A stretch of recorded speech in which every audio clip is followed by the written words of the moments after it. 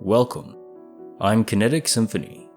I read glitch in the matrix stories, usually. Stories that are just strange.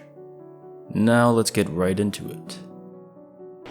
Story title: Why I Believe in God.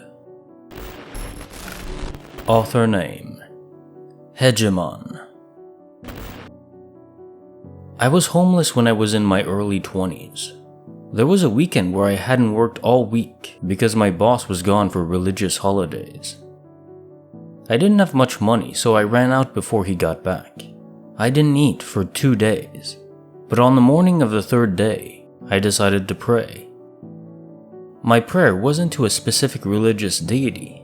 Rather, I called out to the Father Creator of all that is, was, and will be. I asked that I be fed or given a way to eat. I clearly heard the loudest whisper scream into just my right ear, saying, clean the park across the street." Now I was sitting on a bench across from a park, so I was taken aback by the words, but I complied. I got the whole place picked up and noticed a piece of trash I had missed. It wasn't trash, but a wallet. In it was a $10 bill, and it belonged to someone I knew. I used the money to get something to eat, and later in the day I saw the person the wallet belonged to and returned it. I told them I had used the money in it and would pay them back in 2 days when I worked again. They argued with me about the money being in the wallet, claiming there was no money in it at all. They had taken it all out because they went to a rave and never keep cash in their wallet when they go there. I can't explain it, and I know it happened. So I believe in the Father Creator of all that is, was, and will be, and I can never not believe in that entity because it fed me when I was starving. Edit. I would like to add that I've considered all the possibilities, including momentary schizophrenia. As it has only happened to me that one time though, and I've fasted for longer since then, it was very profound for me on a deep level. Either way, I will believe in the Father Creator as it harms no one, and I don't preach it to others.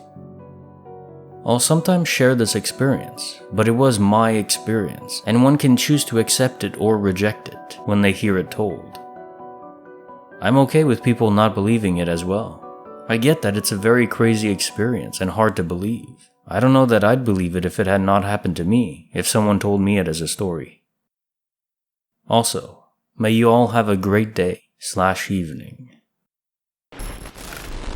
Personal thoughts. This is a touching story, very touching.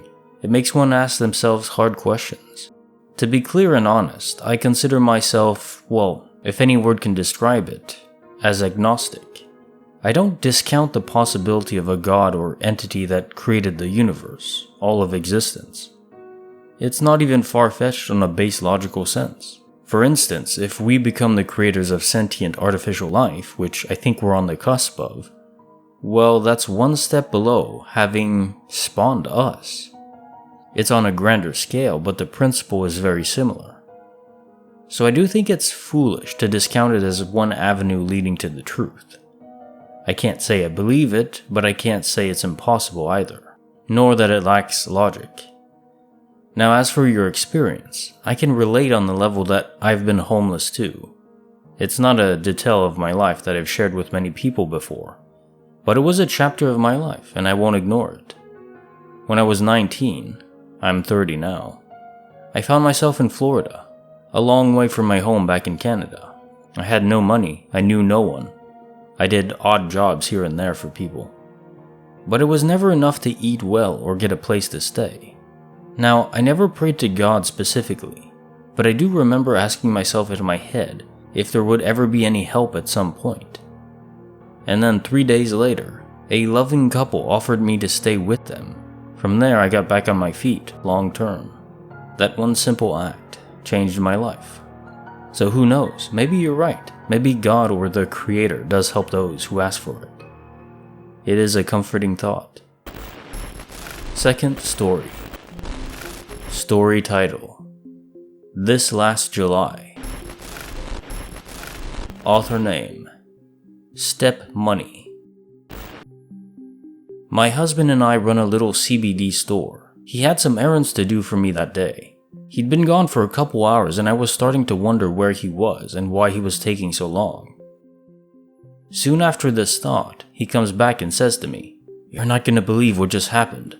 Of course, I was curious and was like, "Do tell."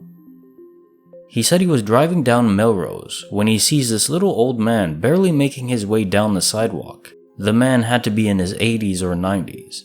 The temperature that day was hot, like 101.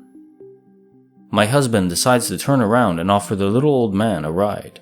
So he pulls his big truck around, pulling up to the little old fella, who has got himself propped up by holding a sign. He tells the little old guy to get into the truck and opens the door to him from the driver's seat. The little old guy gets himself in and advises he knows no English as he is Hispanic speaking. He points the way home. My husband makes it to his home. The little old guy gets the truck door open and turns to say goodbye. My husband watches him go to a side gate that goes to the back of the house. The front door is overgrown and looks like no one ever uses it. He watches a man go through the gate at the door. At this point, my husband is thinking the little old guy must have been on his way to the grocery store before, but it was just too hot and he was exhausted, so he couldn't get there. My husband goes to our home and packs a care package with a gallon of milk. He drives back to the same home that he dropped the little old Hispanic man off at, and then proceeds to get out of his truck and heads for the gate. At this time, the neighbor was in her yard and asked my husband if she can help him. He tells her he's just dropping off some food for the little old Hispanic man that doesn't speak English. She does confirm that he lived there, but then says he died 2 weeks ago and his wife is not at home. She's staying with family.